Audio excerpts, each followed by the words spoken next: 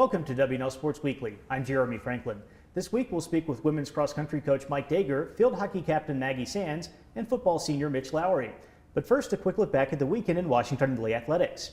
Field hockey clinched the #1 seed in the upcoming ODAC tournament with a 3-0 home victory over Bridgewater. Football improved to 2-1 in the conference with a 36-6 road win over Hampton-Sydney. Volleyball swept a trio of home matches, downing ODAC foes Roanoke and Hollins and also defeating John Wesley. Men's soccer delivered an 8-0 senior day win over Guilford, while women's soccer fell 3-2 at Bridgewater. And men's and women's swimming both picked up away victories against Randolph-Macon. Joining me now in the studio is women's cross-country coach Mike Dager. Mike, welcome back to the show. Thanks, Jeremy. Both the ODAC Championship and the South-Southeast Regional will take place in Hampton Roads this year. What's the scouting report on those two courses? Well, the ODAC Championship course is incredibly flat. The campus is at 7 feet above sea level. There is 0 elevation change, so we expect the times to be really fast. The Regional Championship course, slightly more challenging, but still pretty quick. They hosted regionals at Christopher Newport in 2013, I believe, and the times there were really fast. So we expect 2 fast races at the end of the season.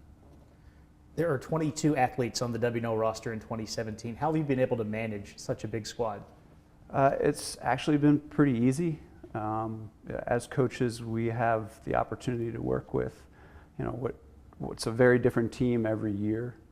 I've had the fortune of working with 33 different teams over the past 19 seasons, and this team is just different. It's the best team I've ever worked with. It's just from top to bottom on the roster, from Arnold to Yates, every single person is dedicated to the team and what we're attempting to accomplish, and incredibly supportive of one another. It's the best team I've ever coached, and it's been incredibly easy to work with a slightly larger roster this year. The Generals have narrowly missed out on a team bid to the NCAA championship each of the past 2 seasons. We've spoken with some of the upperclassmen about how that's a motivating factor. What have you learned as a coach that can help as you prepare for the Generals for the postseason this year? I think it's important for us to keep doing what we're doing. We really focus on the last 2 meets of the season. We haven't really raced everyone at the same time or really attempted to race fast on many occasions. We had a really solid performance at Dickinson, and that was the time of the season when our training allowed for us to run fast. But we really focused on training and really preparing for 2 meets, the ODAC Championship and the Regional Championship, because in the end they're the only 2 meets that really matter. We keep working to try and improve our standing in the region every year. We're now 3 days out from the ODAC Championship. What's the prognosis on the Generals as you get set for the conference meet? It's going to be a really competitive meet. Between, it appears, us and Lynchburg, the meet should be pretty close. We did face off against them once this year at Virginia Tech early in the season, and they did beat us by a point. So we're looking forward to a really competitive and exciting meet this weekend at Virginia Wesleyan. Mike, thanks for joining us. Best of luck in the postseason. Thanks, Jeremy. With me now is Maggie Sands, senior field hockey captain from Glennar, Maryland. Maggie, welcome back to the show. Thanks for having me. The Generals clinched the #1 seed in the ODAC tournament with a 3-0 win over Bridgewater on your senior day this past weekend. What does home field advantage mean to the team? We're really excited about having the home field advantage this year. We do really well when we play at home. This year we've only had 1 loss at home, and it was our first game that went into a shootout after 2 overtimes. So we're pretty confident when we play on our field, and we play pretty consistently. So it's nice to be able to play where we practice every day. Plus we don't have to travel, and we've had a really nice fan base this year and a lot of support. So the combination of all those things, it'll be really good to be able to be at home for the tournament. WNL heads to Virginia Wesleyan for the regular season finale on Saturday. You entered that game on a 7-match winning streak. What's been clicking for the team? Yeah, I think you're right to say that something has been clicking for us. And I think the biggest thing is our team play has really increased as the season has gone on. Doing the work off the ball allows us to work together to get the ball up the field. Passing is a lot easier than one person trying to take it. And at the same time, it allows us to keep the ball on our side of the field. When we redefend early and work together to keep it there, it makes us a lot more successful in the game, in the midfield. I'd also say that at practice, we're working on the little things, we're focusing on small pieces, and we're really implementing it in the games. So when everyone has their individual role and then you see all those kind of puzzle pieces fit together and see the outcome that we can have, we've been really successful when everyone does their small part, and then it leads to a lot bigger success. You were recently selected as an alternate for the Division III senior game. What does that recognition mean to you? It means a lot. I'm really honored to have been selected, and it's really exciting, especially because the seniors on our team in the past who have been selected are people who I've really looked up to as a player. And I guess especially as a senior, knowing that at the end of this season it's also the end of my field hockey career, it makes me happy to know that all the hard work I've put in over the past 4 years has really paid off. The Generals have come up just short in the ODAC championship game each of the past 2 seasons.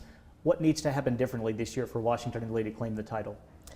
I'd say we're a really different team this year than we've been in the past 2 years, and I think the biggest thing is our ability to adapt within the game and kind of respond to adversity as it comes. In the past, we've seen some breakdowns in our play when things have gotten tough or things haven't gone our way, but in the games this season, we've really been able to overcome that adversity, been able to adapt to how teams are playing, and really come out with the win.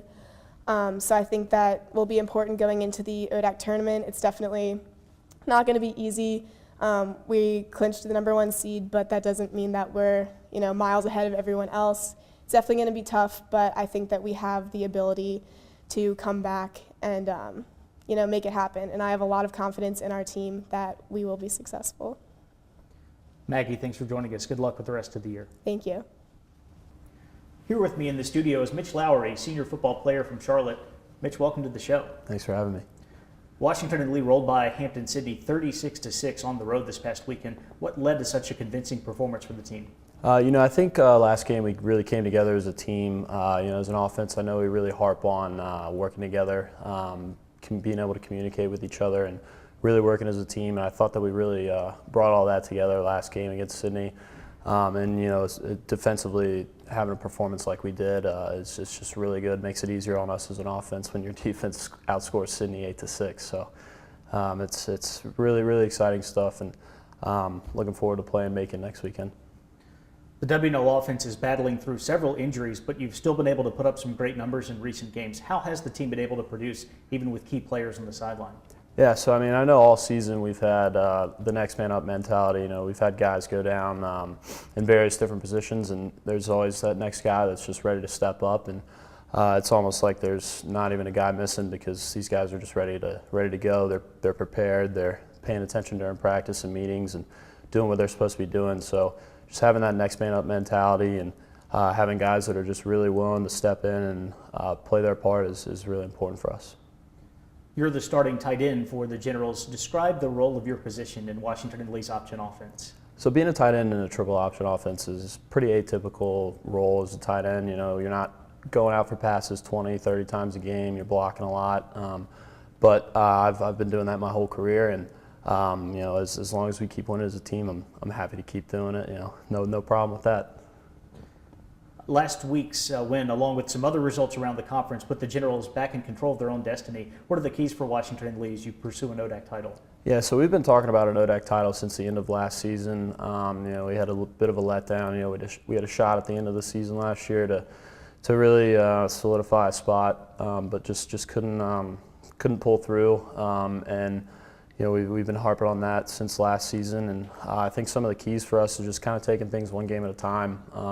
We try to focus on what opponent we have that week, and this week it just happens to be Macon. And I think that if we go out and focus on our game plan and execute, then we should have a great matchup against them. And again, just focus on one game at a time. Next week after Macon, we've got Bridgewater and then Shenandoah after that. So just taking things one game at a time. Mitch, thanks for joining us. Best of luck the rest of the way. Thanks so much. Here's a look at the upcoming weekend.